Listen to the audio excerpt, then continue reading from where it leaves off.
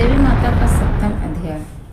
मैं मातंगी देवी का ध्यान करता हूँ। वे रत्नमय सिंहासन पर बैठकर पढ़ते हुए तोते का मधुर शब्द सुन रही हैं। उनके शरीर का वर्ण श्याम है।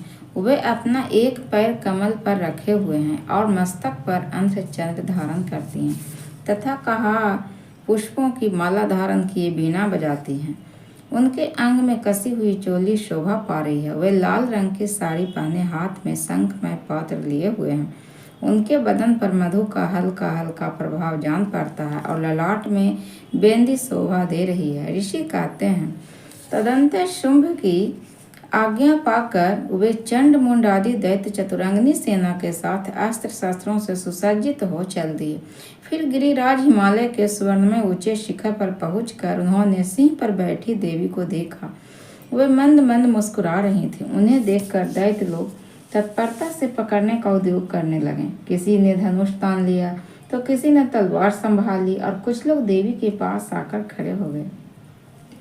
तब अंबिका ने उन शत्रुओं के प्रति बड़ा क्रोध किया। उस समय क्रोध के कारण उनका मुख काला पड़ गया, ललाट में भौहें टेढ़ी हो गईं और वहां से तुरंत विकराल मुखी काली प्रकट हुई जो तलवार और पाश लिए हुई थी। वे विचित्र खटवांग धारण किए और चिते के चर्म की साड़ी पहने नरमुंडों की माला से विभूषित थीं। उनके शरीर का मांस सूख गया था, केवल हड्डियों का ढांचा था जिससे वे अत्यंत भयंकर जान पड़ती थीं। उनका मुख बहुत विशाल था, जीभ लपलपाने के कारण वे और भी डरावनी प्रतीत होती थी। उनकी आंखें भीतर को धसी हुई और कुछ लाल थीं। वे अपने भयंकर गर्जना से संपूर्ण दिशाओं को गुंजा रही थी। बड़े बड़े दैत्यों का वध करते हुए कालका देवी बड़े वेग से दैत्यों की उस सेना पर टूट पड़ी और उन सबको भक्षण करने लगी। वे पाशर रक्षकों, अंकुशधारी महाबतो योद्धाओं और घंटा सहित कितने ही हाथियों को एक ही हाथ से पकड़कर मुंह में डाल लेती थी। इसी प्रकार घोड़े, रथ और सारथी के साथ रथी सैनिकों को मुंह में डालकर वे उन्हें बड़े भयानक रूप से चबा डालती थी। किसी के बाल पकड़ लेती, किसी का गला दबा देती, किसी को पैरों से कुचल डालती और किसी को छाती के धक्के से गिराकर मार डालती थी। वे असुरों के छोड़े हुए बड़े बड़े अस्त्र शस्त्र मुंह से पकड़ लेती और रोष में भरकर उनको दांतों से पिस डालती थी। काली ने बलवान एवं दुरात्मा दैत्यों की वह सारी सेना रौंद डाली, खा डाली और कितनों को मार भगाया। कोई तलवार के घाट उतारे गए, कोई खटवांग से पीटे गए और कितने ही असुर दांतों के अग्रभाग से कुछ ले जाकर मृत्यु को प्राप्त हुए। इस प्रकार देवी ने असुरों की उस सारी सेना को क्षण भर में मार गिराया। यह देख चंड उन अत्यंत भयानक काली देवी की ओर दौड़ा तथा महादैत्य मुंड ने भी अत्यंत भयंकर बाणों की वर्षा से तथा हजारों बार चलाए हुए चक्रों से उन भयानक नेत्रों वाली देवी को आच्छादित कर दिया।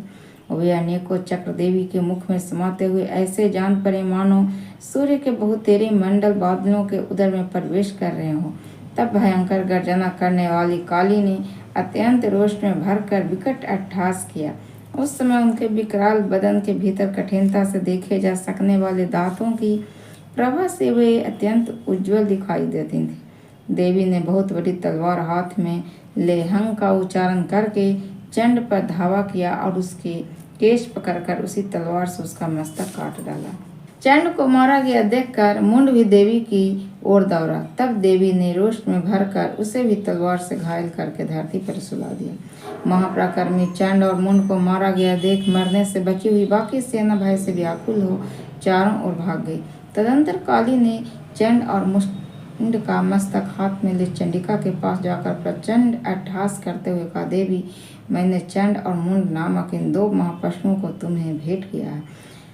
अब युद्ध यज्ञ में तुम शुंभ और निशुंभ का स्वयं ही वध करना। ऋषि कहते हैं, वहां लाए हुए उन चंड मुंड नामक महादैत्यों को देखकर कल्याणमयी चंडी ने काली ने मधुर वाणी में कहा, देवी, तुम चंड और मुंड को लेकर मेरे पास आई हो, इसलिए संसार में चामुंडा के नाम से तुम्हारी ख्याति हुई।